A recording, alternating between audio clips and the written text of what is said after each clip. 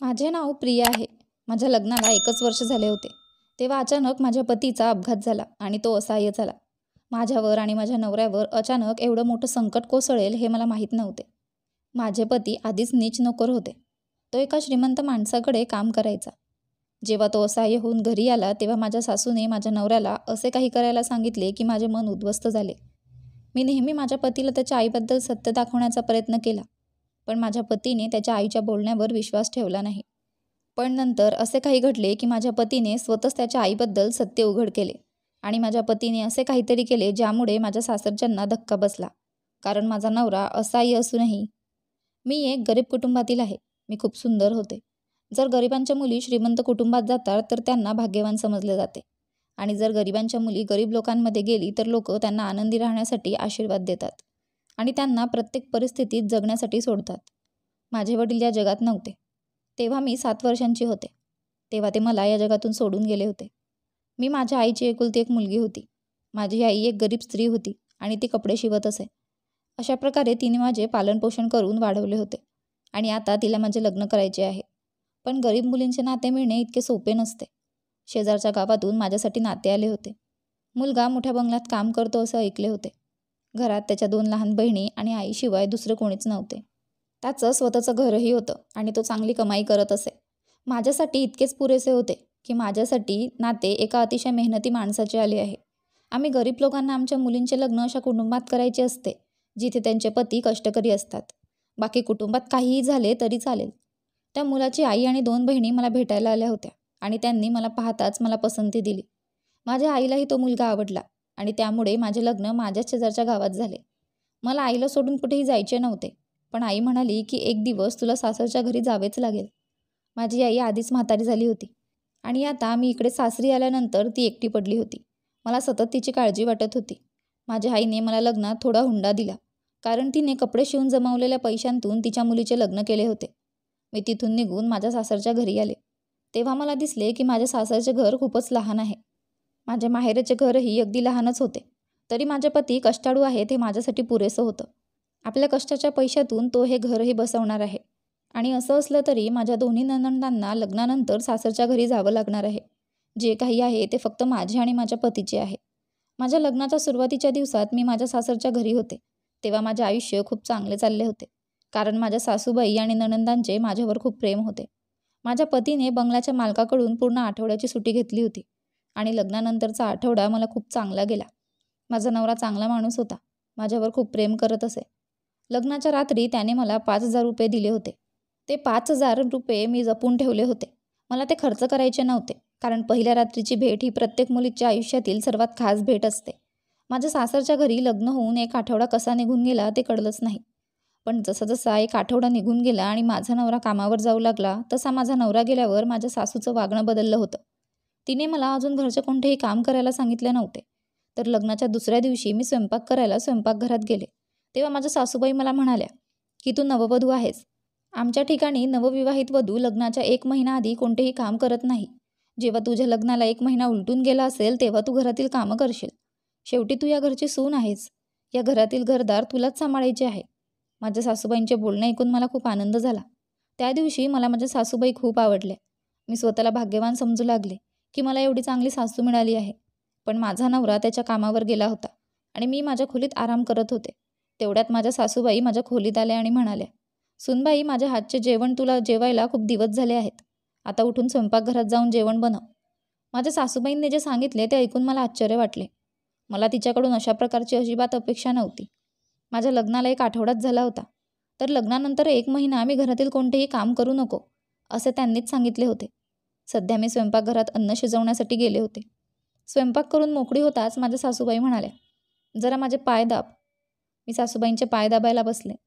माझ्या लक्षात आले होते की माझी दोन्ही नणंद आठवडाभर तिच्या आईसोबत घरच्या कामात व्यस्त होत्या आणि आज माझा नवरा घरी नव्हता. आज ते घरचे कोणतेही काम करत नव्हत्या आणि एकमेकांशी बसून गप्पा मारत होत्या. दिवसभर माझ्या सासूबाई मला घरातील काही ना काही काम सांगत राहिल्या आणि मी दिवसभर थकून गेले होते. रात्री माझ्या नवऱ्याची यायची वेळ झाली तेव्हा माझ्या सासूबाई आणि नणंद दोघेही कामात व्यस्त होत्या. हे लोक अचानक कसे काम करू लागले हे मला समजले नाही. माझ्या सासूबाई मला म्हणाल्या, सुनबाई, तू आज दिवसभर घरातील कामं करतेस. आता तू तुझ्या खोलीत जाऊन आराम कर. मी आणि माझ्या मुली सर्व काम सांभाळू. आता काहीच काम उरले नव्हते. अखेर त्यांना काय काम करायचे होते, कारण मी आधीच अन्न शिजवले होते आणि सकाळी धुतलेले कपडे कोरडे होते. मी त्यांनाही इस्त्री करून कपाटातही ठेवली होती. तरीही माझ्या सासूबाईंनी इतक्या प्रेमाने सांगितल्यावर मी माझ्या खोलीत गेले. माझ्या सासूबाई मला निघताना म्हणाल्या होत्या की तुझा नवरा येणार आहे, म्हणून तू चांगली तयारी कर, म्हणजे तुला पाहून तुझ्या नवऱ्याला आनंद होईल. सासूबाईंच्या सांगण्यावरून मी माझ्या खोलीत आले आणि व्यवस्थित तयार झाले. मी नवीन साडी नेसली होती आणि चांगला मेकअप देखील केला होता, त्यामुळे मी खूप सुंदर दिसत होते. माझा नवरा घरी येताच मी त्याला पाणी प्यायला दिले. माझा नवरा फक्त माझ्याकडे बघतच राहिला. त्यानंतर मी जेवण गरम करण्यासाठी स्वयंपाकघरात जाऊ लागले, तेव्हा सासूने मला अडवले. घरातील कोणत्याही कामाला हात लावू नको. तुझा नवरा नुकताच कामावरून थकून परत आला आहे आणि जा त्याच्याजवळ जाऊन बस. मी माझ्या नवऱ्याजवळ येऊन बसले. माझे पती म्हणाले, आज तू खूप सुंदर दिसत आहेस. मी खूप आनंदी होते. असे म्हणत माझे पती आंघोळीला गेले. त्यानंतर आम्ही सर्वांनी एकत्र जेवण केले. त्यानंतर रात्री मी पतीसोबत खोलीत झोपायला गेले. माझे पती म्हणाले होते, आज तू माझ्याशिवाय पूर्ण दिवस घरी कसा घालवलास? मी माझ्या पतीला सांगितले की माझा संपूर्ण दिवस खूप छान होता, पण अनेक वेळा मला ही तुझी आठवण आली. आता मी माझ्या नवऱ्याला सांगू शकत नव्हते की मी दिवसभर घरातील खूप काम केले आहे आणि त्यामुळे थकलेसुद्धा आहे. नाहीतर माझे पती विचार करू लागतील की मी घरची कामे करणार नाही तर कोण करणार. दुसऱ्या दिवशी माझे पती कामावर गेले, तेव्हा माझ्या सासूचे पुन्हा तेच वर्तन झाले. तिने मला घरातील सर्व कामे करायला लावली. मी जेवणही तयार केले होते. मी भांडी घासून कपडेही धुतले होते. एवढं करूनही माझ्या सासूबाईंनी मला त्यांच्या खोलीत बोलावलं. कधी ती मला तिचे पाय दाबायला लावायची, तर कधी ती मला तिचे डोके दाबायला सांगायची. मी पूर्ण दिवस असाच घालवला. आणि मग जेव्हा माझा नवरा यायची वेळ आली, तेव्हा माझे नणंद आणि सासू कामाला लागायचे आणि मला तयार व्हायला सांगायचे. बरेच दिवस माझे आयुष्य असेच चालले होते. मला या लोकांचा धूर्तपणा समजला की त्यांना माझ्या नवऱ्याला दाखवायचे आहे की मी कोणतेही काम करत नाही आणि तेच सर्व कामं करतात. तर माझ्या नवऱ्याच्या मागे ती माझ्याकडून घरातील सर्व कामे घेत होती. माझ्या सासूबाई आणि नणंद या घराच्या मालकीण होत्या आणि मी मोलकरीण होते. आणि माझ्या नवऱ्यासमोर ती अशी प्रतिक्रिया देत असे की या लोकांनी मला घराची मालकीण बनवले आहे. मी त्यांची सून नाही तर त्यांची मुलगी आहे. माझे पती ही प्रत्येक कामाचे श्रेय माझ्या सासूबाई आणि नणंद यांना द्यायचे. त्यांनी कधीच माझी स्तुती केली नाही. काही मुद्द्यांवर तो मला सांगत असे की तू खूप भाग्यवान आहेस की तुला एवढं चांगलं सासर मिळालं आहे. माझ्या आई आणि बहिणींचे तुझ्यावर खूप प्रेम आहे. एवढं चांगलं सासर मिळालं म्हणून तू स्वतःला भाग्यवान समजावे. नाहीतर मुलगी सासरी गेल्यावर कळते की सासरचे लोक तिला किती त्रास देतात. माझे पती मला नेहमी आठवण करून देत असत की तू माझ्या आईला तुझी खरी आई मानायची आणि माझ्या बहिणींना तुझ्या बहिणींप्रमाणे ठेव. घर असेच चालू राहील. माझ्या आईशी किंवा बहिणींशी कधीही मोठ्या आवाजात बोलू नको, नाहीतर मला तुझा राग येईल. त्यांच्याकडून चूक झाली तरी त्यांच्याकडे दुर्लक्ष करण्याचा प्रयत्न कर. माझ्या पतीने माझ्यासमोर इतक्या अटी ठेवल्या की मी त्यांच्या अटीबद्दल गोंधळून गेले. एके दिवशी माझ्या सासूबाईंनी हद्द ओलांडली. आमच्या घरी काही पाहुणे येणार होते. माझे पती म्हणाले की लग्नाला खूप दिवस झाले आहेत. आजपर्यंत मी माझ्या पत्नीने बनवलेले अन्न खाल्ले नाही. आज माझे मित्र दुसऱ्या शहरातून येणार आहेत, म्हणून ते इथेच जेवण करतील. आणि ते म्हणाले त्यांना त्यांच्या वहिनीच्या हातचे शिजवलेले जेवण हवे आहे. म्हणूनच प्रिया, तू माझ्या मित्रांसाठी जेवण बनवायचे आहेस. माझ्या सासूबाई माझ्या नवऱ्याला म्हणू लागल्या, नको नको बेटा, या उन्हात मी माझ्या सुनेला स्वयंपाकघरात काम करू देणार नाही. अशा उष्णतेमध्ये काम केल्याने तिचे आरोग्यही बिघडू शकते. इतके दिवस घरची सगळी कामं करत असले तरी सासूबाईंनी माझा विचार केला नाही. आता ती माझ्या नवऱ्यासमोर छान होण्यासाठी असे बोलत होती. मी रोज जेवण बनवायची. माझ्या नवऱ्याला एवढंच माहीत होतं की आजपर्यंत मी जेवण बनवलेलं नाही आणि घरचं कुठलंही काम करत नाही, कारण माझ्या सासू आणि नणंद इतक्या हुशार होत्या की त्या माझ्या नवऱ्यासमोर मला हट्ट करायच्या की तू काम करू नकोस. त्याच्या वागण्याने मला खूप वाईट वाटत होते. जेव्हा माझ्या नवऱ्याचे मित्र येणार होते, मी स्वयंपाकघरात जेवण बनवायची तयारी करू लागले, तेव्हा माझ्या सासूने माझ्या नवऱ्यासमोर नकार दिला होता की सून स्वयंपाक करणार नाही, मी स्वतः जेवण बनवीन. पण माझे पती त्यांच्या मित्रांना घेण्यासाठी रेल्वे स्टेशनवर गेले असता त्यांना रेल्वे स्टेशनवरून घरी यायला जवळपास 2 तास लागले, कारण माझ्या नवऱ्याचे मित्र ज्या ट्रेनने येत होते ती ट्रेन लेट झाली होती. त्यामुळे माझा नवरा रेल्वे स्टेशनवरच त्यांची वाट पाहत होता. माझ्या पतीने त्याच्या आईला फोन करून सांगितले होते की त्याला घरी यायला वेळ लागेल. माझ्या सासूने याचा फायदा घेतला आणि मला स्वयंपाक करण्यासाठी स्वयंपाकघरात उभे केले आणि अशा प्रकारे मी पाहुण्यांसाठी सर्व जेवण तयार केले. नंतर माझ्या सासूबाईंना समजले की माझा नवरा येत आहे, तर तिने मला लवकर तयार होण्यासाठी खोलीत पाठवले आणि ती स्वतः स्वयंपाकघरात गेली आणि स्वयंपाक करू लागली. माझ्या सासूबाईंच्या वागण्याचा मला राग आला, त्यामुळेच माझा मूड ऑफ झाला होता. माझा नवरा घरी आल्यावर माझ्या सासूबाई एवढ्या उन्हात सगळे अन्न शिजवून थकल्यासारखी प्रतिक्रिया देत होत्या. माझा नवरा माझ्याकडे बघून म्हणाला, तू स्वयंपाक करत नसली तरी आईला स्वयंपाकघरात मदत करायला हवी होतीस. ती म्हातारी झाली आहे हे तुला माहीत आहे. ती एवढे काम करू शकत नाही, तरीही ती घरची सगळी कामं करते. आणि असेही माझ्या मित्रांचा आग्रह होता की त्यांनी तू बनवलेला पदार्थ खावा, पण आज तू स्वयंपाकघरात पाऊलही टाकलं नसेल. माझ्या सासूबद्दल मी माझ्या पतीला म्हणाले, तुझी आई अभिनय करत आहे. मी सर्व जेवण तयार केले आहे. माझा नवरा म्हणू लागला, तुला स्वयंपाक येत नसेल तर हरकत नाही, पण खोटं बोलण्याची गरज नाही. मी सर्व काही पाहू शकतो की अन्न कुणी बनवले आहे. असे सांगून माझे पती गप्प झाले.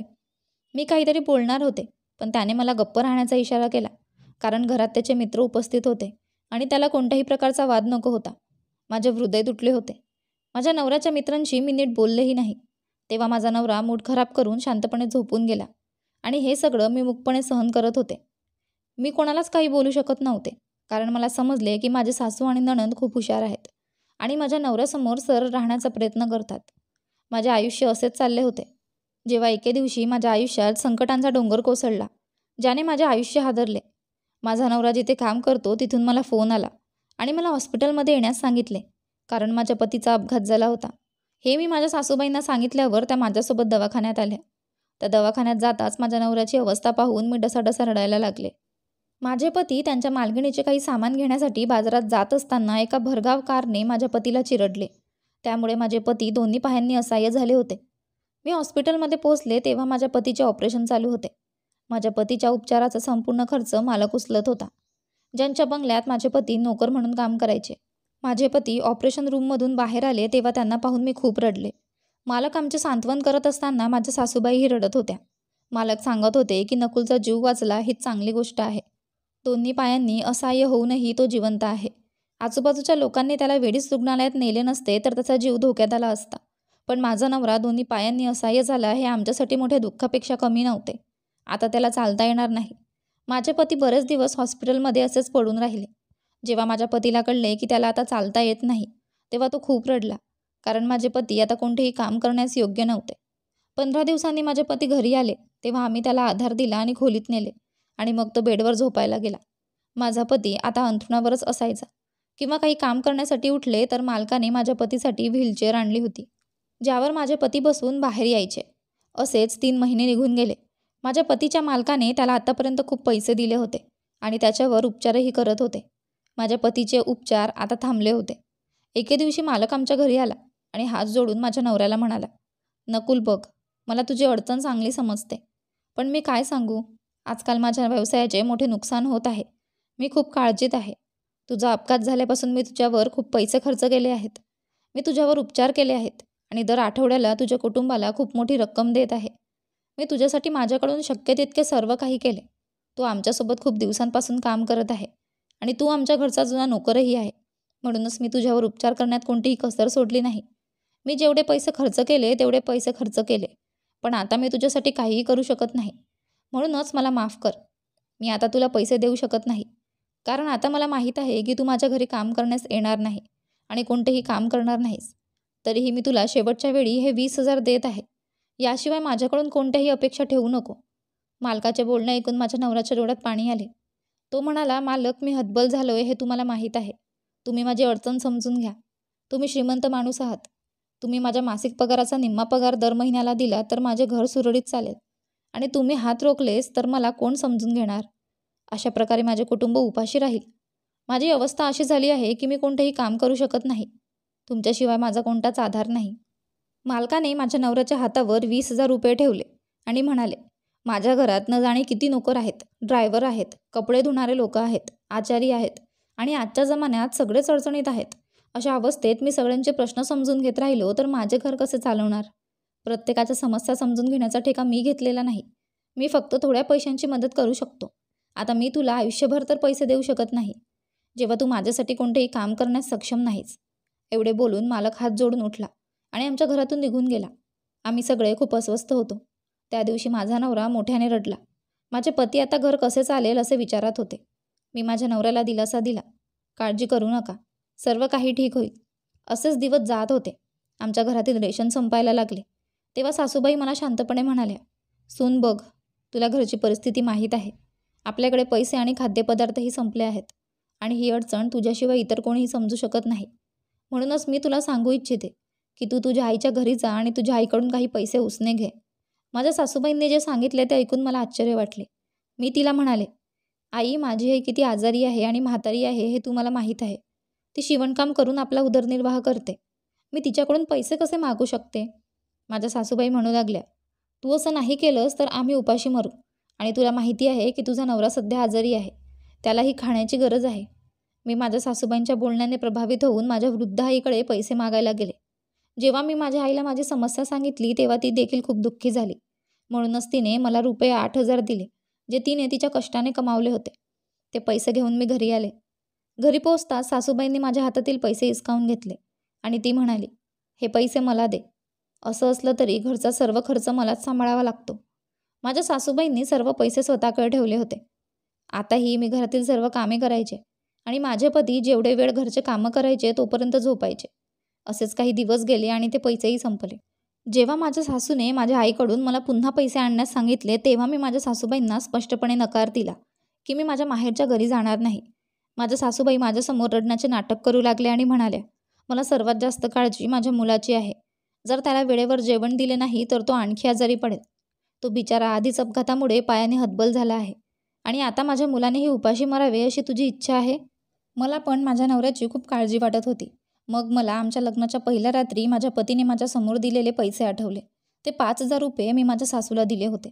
पण माझ्या सासूने माझ्या पतीसमोर सांगितले की घरी जे अन्न शिजवले जाते ते माझ्या पतीच्या आधीच्या कमाईतील काही पैसे होते, जे माझ्या सासूने जोडून ठेवले होते. ते केवळ त्यातूनच बनवले जात आहे आणि माझ्या पतीनेही तिच्या बोलण्यावर विश्वास ठेवला. अशा रीतीने माझ्या नवऱ्याचा आईबद्दलचा आदर आणखीनच वाढला. त्याला वाटले की आपल्या आईने पैसे वाचवले आहेत, जे अडचणीच्या वेळी उपयोगी पडले. मी माझ्या पतीला सांगण्याचा प्रयत्न केला की तुझी आई खोटे बोलत आहे. माझ्या लग्नाच्या रात्री तू मला दिलेले हे 5,000 रुपये आहेत आणि याआधी तुझ्या आईने मला एकदा माझ्या आईवडिलांच्या घरी पैसे घेण्यासाठी पाठवले होते. माझ्या पतीने यावर अजिबात विश्वास ठेवला नाही, कारण माझ्या पतीने त्याच्या आई आणि बहिणींवर आंधळा विश्वास ठेवला होता. मग असेच काही दिवस गेले, जेव्हा माझ्या सासूबाईंनी सर्व मर्यादा ओलांडल्या. ती मला म्हणाली, सुनबाई, आपल्या घरात खाण्यापिण्याला काही उरले नाही आणि पैसेही नाहीत. मग माझ्याकडे एक कल्पना आहे जी आपल्याला पैसे आणू शकते. मी सासूबाईंना म्हणाले, मला तुमचा धूर्तपणा चांगलाच माहीत आहे. पैसे गोळा करण्यासाठी तुम्ही मला पुन्हा माझ्या आईवडिलांच्या घरी पाठवणार आहात. माझी सासू म्हणाली, नाही नाही, असे काही होणार नाही. पण मला एक गोष्ट सांगायची आहे. तुला माहीत आहे की मला 2 तरुण मुली आहेत. मला माझ्या मुलींच्या लग्नाची खूप काळजी वाटते. मला लवकरात लवकर त्यांचे लग्न करायचे आहे, कारण या घरात आपण ज्या प्रकारचा त्रास सहन करत आहोत ते मला नको आहे की माझ्या मुलीही अशाच परिस्थितीतून जाव्या. माझ्या सासूबाई माझ्यासमोर हात जोडून म्हणाल्या, मला माझ्या मुलींची काळजी आहे. तू तुझ्या पतीला काही काम करायला सांग. मी माझ्या सासूबाईंना म्हणाले, आई, तुम्हाला तुमच्या मुलाची अवस्था चांगलीच माहीत आहे. या स्थितीत तो कसा काम करू शकतो? माझ्या सासूबाई म्हणाल्या, माझ्या मनात एक काम आहे, ज्यामध्ये त्याला कोणतीही मेहनत करावी लागणार नाही आणि त्याला भरपूर पैसेही मिळतील. मी म्हणाले, बरं, हे कसलं काम आहे? मला सांगा. त्यामुळे माझ्या सासूने असे काही बोलले ज्यामुळे मला धक्का बसला आणि एक आई आपल्या मुलाबद्दल असे कसे बोलू शकते यावर माझा विश्वासच बसत नव्हता. माझ्या सासूबाई म्हणाल्या होत्या, नकुलने रस्त्याच्या कडेला बसून भीक मागावी. असो, तो दोन्ही पायांनी असहाय्य झाला असून अपघातानंतर तो खूपच अशक्त झाला आहे. त्याचे स्वरूप आणि स्थितीही अगदी भिकाऱ्यासारखी झाली आहे. त्याला पाहून कोणालाही वाटणार नाही की तो भिकारी नाही. आणि तू तुझ्या पतीला या कामासाठी तयार करशील. जर तू हे केले नाहीस तर मी तुला माझ्या घरातून हकलून देईल. मी माझ्या सासूबाईंना म्हणाले, तुम्ही खूप उद्धट बोलतात. लाज वाटत नाही का तुमच्या मुलाबद्दल असे बोलायला? माझ्या सासू म्हणाल्या, मला लाज वाटत नाही, कारण मी 2 मुलींची आई आहे आणि मी खूप असहाय्य आहे. मी पैसे कुठून आणायचे ते तूच सांग. इतकं म्हातारं झाल्यावरही लोकांच्या घरी जाऊन काम करायला बरं वाटेल का? जा आणि तुझ्या नवऱ्याला भिकारी होण्यासाठी पटवून दे. माझ्या सासूबाईंच्या बोलण्याबद्दल मी तिला सांगितलं की मी असं काही बोलणार नाही. तुला बोलायचं असेल तर तू जाऊन तूच बोल. माझ्या सासूने मला केसांनी धरले, त्यामुळे मी जोरात किंचाळले. माझ्या सासूबाई म्हणाल्या होत्या, आरडाओरडा करण्याची गरज नाही. जर तू जास्त बुद्धी दाखवण्याचा प्रयत्न केलास तर मी तुला मारून टाकेल. तुला या घरात सन्मानाने जगायचे असेल तर मी सांगते तसे कर. नाहीतर तुझ्यावर असे घाणेरडे आरोप करीन की तुझा नवरा तुला या घरातून हकलून देईल आणि तुला कुठेही तोंड दाखवता येणार नाही. मला हे करायला भाग पाडू नकोस. असो, तू मला चांगले ओळखले आहेसच. सासूबाईंच्या बोलण्याने मी खूप घाबरले. मी माझ्या सासूसमोर हात जोडून तिला विनंती केली की मला सोडून द्या. मी आताच खोलीत जाईन आणि माझ्या पतीशी याबद्दल बोलेन. याबाबत मला माझ्या पतीशी बोलण्यास भाग पाडले गेले. त्यामुळे मी खोलीत जाऊन माझ्या पतीला सांगितले की तू शिकलेला नाहीस आणि कोणतीही नोकरी करण्यास योग्य नाहीस. तर तू माझे ऐकलेस तर रस्त्यावर भीक मागायला लाग. असो, आजकाल भिकाऱ्यांना चांगली रक्कम मिळते. माझे बोलणे ऐकून माझ्या पतीला धक्का बसला. पण नंतर माझे पती म्हणाले, मी तुझी स्थिती समजू शकतो. आता मी पैसे कमवण्यास सक्षम नाही आणि तुझे छंदही पूर्ण करू शकत नाही. म्हणूनच तू अशा गोष्टी बोलत आहेस. माझा नवरा माझ्यावर रागावला होता, पण तो त्याच्या नशिबाला शिव्या देत म्हणाला, काळजी करू नको, उद्यापासून मी भीक मागू लागेन. माझ्या नवऱ्याला वाटले की मी हे त्याला मुद्दाम सांगत आहे, पण मी किती असहाय्य आहे हे त्याला माहीत नव्हते. मी स्वतः माझ्या पतीला अडचणीत पाहू शकत नाही. माझ्या या गोष्टीमुळे माझे पती माझा गैरसमज करू लागले. माझ्या सासूबाईंनी माझ्या नवऱ्याच्या नजरेत मला खोटं ठरवलं होतं. दुसऱ्या दिवशी जेव्हा माझे पती व्हीलचेअरवर बसले, तेव्हा त्यांनी मला त्यांना चौकाच्या मध्यभागी सोडण्यास सांगितले आणि एक वाटी द्यायला सांगितली. शेवटी तुझी इच्छा पूर्ण करण्यासाठी मला भीक मागावी लागेल. माझ्या नवऱ्याच्या या बोलण्याने मी खूप रडले. माझ्या सासूबाई त्याला म्हणाल्या, अरे देवा, माझ्या मुलाला भिकारी व्हावे लागेल असे दिवस आलेत. माझा नवरा म्हणू लागला, आई तू काळजी करू नकोस. आपल्या घरची परिस्थिती पूर्वीसारखी होईल. मी माझ्या पतीला व्हीलचेअरवर सोडले होते. माझा नवरा पहिल्या दिवशी भीक मागायला गेला तेव्हा मी उभी राहून त्याला दुरून पाहत होते. तो त्याचा चेहरा लटकवून व्हीलचेअरवर बसला होता आणि त्याच्या मांडीत एक वाडगा होता. जेव्हा एका माणसाने माझ्या नवऱ्याच्या मांडीवर बसलेल्या भांड्यात 100 रुपये ठेवले, तेव्हा ते पैसे माझ्या पतीच्या अभिमानावर एक मोठी चपराक होती. हे करणे माझ्या पतीची मजबुरी होती आणि त्यासाठी तो मला जबाबदार धरत होता. माझे पती दिवसभर उन्हात बसून भीक मागायचे. माझा नवरा रोज भरपूर पैसे आणायचा आणि आईच्या हातात ठेवायचा. माझ्या सासूबाई आता त्यांच्या मुलींचे नाते शोधत होत्या आणि मग शेवटी माझ्या दोन्ही नणंदांची लग्न एकाच घरातल्या 2 भावांची जमली. माझे पती खूप पैसे कमवू लागले. आमच्या घरची परिस्थिती पूर्वीसारखीच झाली होती. मी माझ्या नवऱ्याच्या नजरेत वाईट झाले होते. तरीही सर्व पैसे माझ्या सासूकडेच येत होते आणि त्या पैशांनी ती खूप मजा करत होती. माझ्या सासूबाईंच्या दोन्ही मुली चांगल्या कुटुंबात जाणार होत्या. त्या लोकांनी हुंडा घेण्यास नकार दिला होता. उलट त्यांना रोख रक्कम घ्यायची होती. माझ्या सासूबाईंनी त्यांना वचन दिले होते की ती त्यांच्या दोन्ही मुलींना 2 लाख रुपये रोख देईल. माझ्या नणंदांच्या लग्नाला अजून 2 महिने बाकी होते. माझे पती रोज भीक मागून भरपूर पैसे घरी आणायचे. त्या पैशातून माझ्या सासूबाईंनी त्यांच्या मुलींच्या लग्नासाठी भरपूर पैसे जमवले होते. माझ्या सासूबाई माझ्या नवऱ्याच्या पाठीमागे माझ्याशी खूप उद्धटपणे वागत होत्या. मी जेव्हा कधी माझ्या पतीकडे त्यांच्याबद्दल तक्रार करण्याचा प्रयत्न केला तेव्हा माझे पती माझे ऐकत नव्हते. तर आता त्यांनी माझ्याशी बोलणे देखील बंद केले आहे, कारण त्यांना असे वाटले की मी त्यांना मुद्दाम भीक मागण्यास भाग पाडले आहे. एके दिवशी मी माझ्या सासूबाई आणि नणंद दोघींना त्यांच्या खोलीत शांतपणे बोलत असल्याचे ऐकले. ते आपापसात बोलत होते आणि मी बाहेर साफसफाई करत होते. जेव्हा मी त्यांचा आवाज ऐकला तेव्हा त्यांच्या बोलण्याने मला धक्काच बसला. माझ्या सासूबाई माझ्या नणंदला सांगत होत्या की तुझ्या सावत्र भावामुळे आज मी तुमच्या लग्नासाठी खूप पैसे जमवले आहेत. त्याने आपल्या मालकाकडे काम करत असतानाही तो आता भीक मागून जेवढे पैसे आणतो तेवढे कधी आणले नाही. माझी मोठी नणंद म्हणू लागली, आई तू या नवरा बायकोला दोघांनाही चांगले मूर्ख बनवले आहेस. माझ्या सासूबाई म्हणाल्या, हो, मी लहानपणापासूनच तुझ्या सावत्र भावाला मूर्ख बनवत आहे. मी नेहमीच त्याच्यावर माझ्या गोड शब्दांनी जादू केली आहे, ज्यामुळे त्याला मी त्याची खरी आई असल्यासारखे वाटते. तर मी त्याची सावत्र आई आहे आणि आयुष्यभर त्याची सावत्र आईच राहील, ज्याची त्याला आजपर्यंत माहिती नाही. हे सांगून ते जोरजोरात हसत होते आणि या सर्व गोष्टी ऐकून मला धक्काच बसला होता, कारण मलाही माहीत नव्हते की माझा नवरा माझ्या सासूचा सावत्र मुलगा आहे.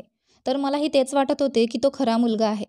आता मला समजले की माझी सासू माझ्या नवऱ्यासमोर इतकी छान का आहे आणि ती माझ्याशी पाठीमागे का वाईट वागते.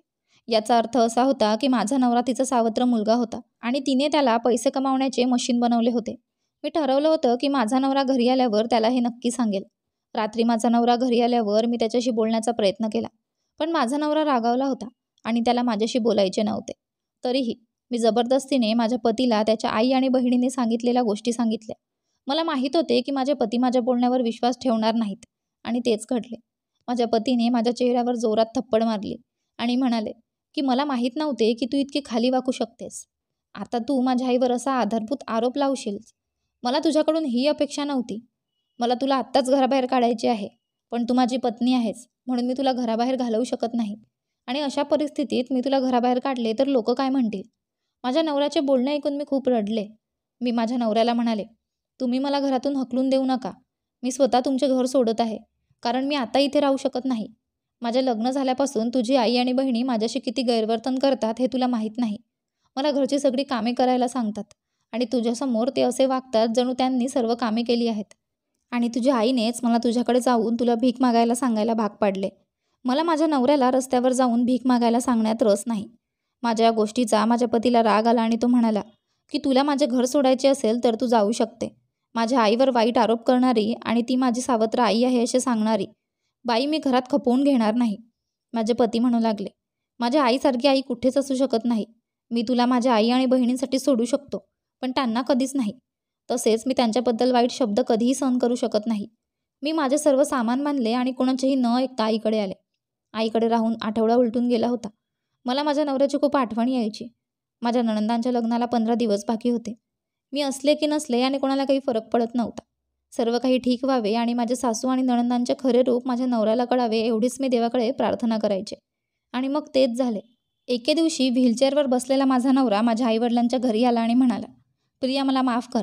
मला माझ्या आई आणि बहिणींबद्दल संपूर्ण सत्य माहिती झाले. माझ्या पतीने जे सांगितले ते ऐकून मला खूप आश्चर्य वाटले. माझा नवरा खरं बोलतो यावर माझा विश्वासच बसत नव्हता आणि तोही मला समजवायला इथे आला होता. तो म्हणाला होता, तू माझ्या घरातून निघून गेल्याच्या दुसऱ्या दिवशी मी माझ्या आई आणि बहिणींना बोलताना ऐकले. तुझ्या जाण्यानंतर माझी आई आणि बहिणी आनंद साजरा करत होत्या.